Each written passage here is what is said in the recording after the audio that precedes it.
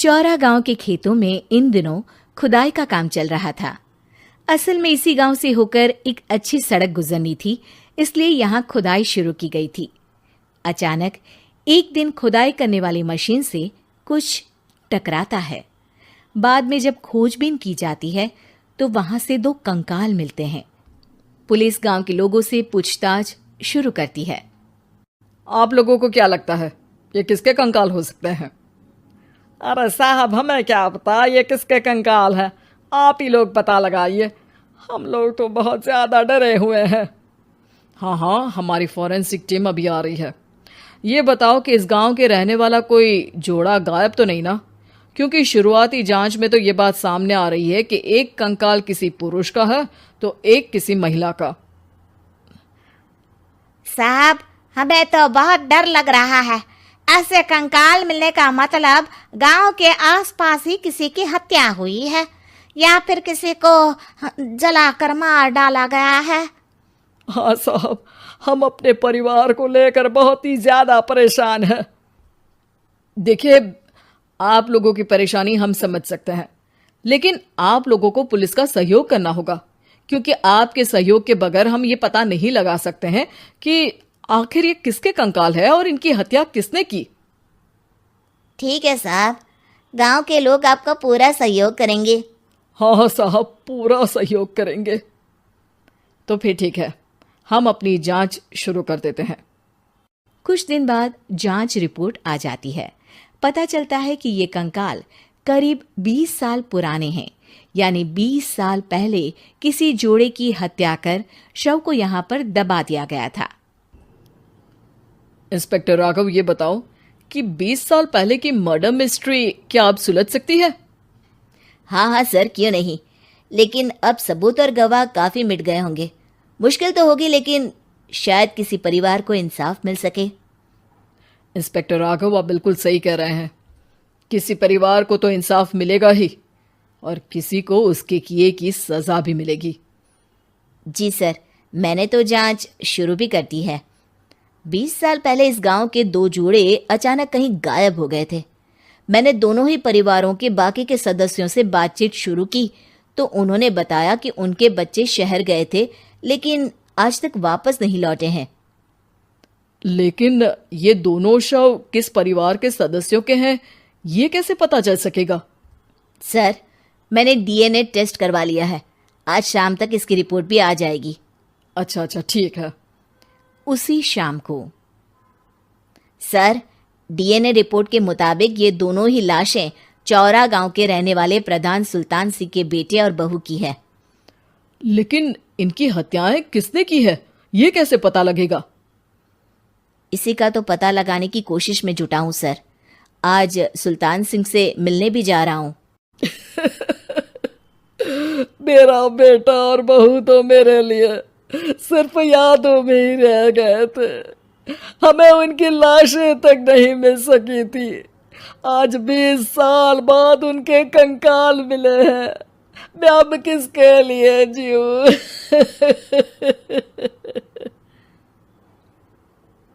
लेकिन सर, क्या आपकी किसी से कोई दुश्मनी थी? अपने बेटे बहू की हत्या के लिए आप किसे जिम्मेदार मान रहे हैं? अब मैं किसका नाम बोलूं? मेरी तो किसी से दुश्मनी नहीं थी, बस मेरे बेटे बहू को कोई वापस ला पाता।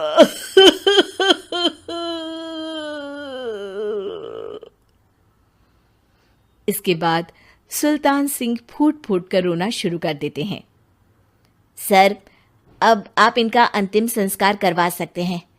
कम से कम इनका शरीर ना सही, इनका कंकाल तो आपको मिला है। लेकिन हाँ, अगर आपको कुछ भी याद आए तो जरूर बताइएगा। मेरी तो बेटा अब उम्र हो गई है, लेकिन मेरे बेटे और बहू के हत्यारों का जरूर पता लगाइएगा, क्योंकि जब तक हत्यारे पकड़े नहीं जाएंगे मेरा मन नहीं मानेगा। सर, हमारी पूरी कोशिश रहेगी हत्यारे को पकड़ने की। लेकिन एक बात बताइए, उस वक्त आपको किस पर शक गया था? उस वक्त मेरे एक ड्राइवर को पकड़ा गया था, लेकिन सबूतों के अभाव में उसे छोड़ दिया गया था। अच्छा, और ड्राइवर पर कैसे शक हुआ था? क्योंकि उस दिन ड्राइवर छुट्टी पर था। उस समय लेकिन लाश क्यों नहीं मिल सकी थी? उस वक्त पुलिस ने बहुत कोशिश की थी, लेकिन दोनों की डेड बॉडी नहीं मिल सकी थी। ठीक है, हमारी तफ्तीश चल रही है, मैं फिर आऊंगा। इसके बाद इंस्पेक्टर वहां से चला जाता है और सुल्तान सिंह अपने बेटे और बहू की याद में खो जाते हैं। कुछ दिन बाद सुल्तान सर, एक बात बताइए, जब आपके बेटे बहू की हत्या हुई थी, उसी के आसपास आपके ही गांव का रहने वाला एक और जोड़ा उसी वक्त गायब हो गया था ना? हाँ सर, अलका और अभिषेक, वो भी मेरे बच्चों जैसे ही थे। तो फिर वो कहाँ है? उनका भी आज तक पता नहीं चल सका, लेकिन बताते हैं कि कुछ साल पहले अभिषेक को गांव के ही किसी आदमी ने मुंबई में देखा था, लेकिन फिर वो गायब हो गया। यानी अभिषेक और अलका की हत्या नहीं हुई थी, बल्कि उन्होंने किसी वजह से खुद ही गांव छोड़ दिया था। हाँ, हो सकता है, क्योंकि अभिषेक मेरे बेटे संतोष का अच्छा दोस्त था और उसका मेरे घर भी आना जाना लगा रहता था। हो सकता है कि उसने मेरे बेटे और बहू के बारे में सुन लिया हो और ये गांव छोड़ दिया हो सकता है। उनके परिवार का कोई अब नहीं रहता क्या इस गांव में? अब तो कोई नहीं रहता। एक चाचा थे, लेकिन उन्होंने भी अपना पुश्तैनी मकान बेच दिया है। वो भी अब कहीं शहर में ही बस गए हैं। ओह, अभिषेक और अलका के बारे में भी पता लगाना होगा। हो सकता है कि वही इस हत्या के बारे में कुछ बता सके।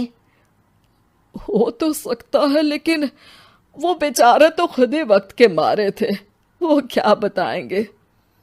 फिर भी सर, जब केस दोबारा खुला है तो जांच तो करनी ही पड़ेगी, और इस बार तो लाशें भी बरामद हुई है। कुछ दिन तक लगातार तफ्तीश चलती रही। एक दिन थाने से सुल्तान सिंह को फोन आता है। हाँ, कौन बोल रहा है? सर, मैं कांस्टेबल तुलाराम बोल रहा हूँ थाने से। आपको थाने आना पड़ेगा। थाने? लेकिन क्यों? सर, किसी की पहचान करवानी है। अच्छा ठीक है, मैं दोपहर तक पहुंचता हूँ। सुल्तान सिंह दोपहर में थाने पहुंचता है। कई पुलिस के अधिकारी वहां मौजूद रहते हैं। सर, आपके बेटे की हत्या का रहस्य आज शायद सुलझ जाए। अच्छा इंस्पेक्टर राघव, पर वो कैसे? सर, उस आदमी को देखिए, क्या वही अभिषेक है? सुल्तान सिंह की आंखों में हैरानी से आंसू आ जाते हैं। हाँ सर, यही अभिषेक है। ये आपको कहाँ से मिला? सिर्फ अभिषेक ही नहीं, बल्कि इसकी पत्नी अलका भी इसके साथ है। मैडम, जरा अभिषेक की पत्नी को लाइए। जैसे ही अलका को पेश किया जाता है, सुल्तान सिंह जमीन पर गिर जाते हैं। सुल्तान सर, क्या हुआ आपको? आप अलका को देखकर गिर क्यों गए? सुल्तान सिंह सर पकड़कर बैठ जाते हैं। ये अलका नहीं, बल्कि ये तो मेरी बहू रितु है। पूरा थाना एक दूसरे का मुंह देखने लगता है। क्या? इसके बाद हर किसी को दो कंकाल और हत्या का रहस्य समझ में आ गया। अभिषेक और रितु ने मिलकर संतोष और अलका की हत्या की थी और लाश को जमीन के नीचे दबा दिया था। आज 20 साल बाद इस हत्या का रहस्य खुल सका था कि अवैध प्रेम संबंध में दो मासूमों की जान गई थी।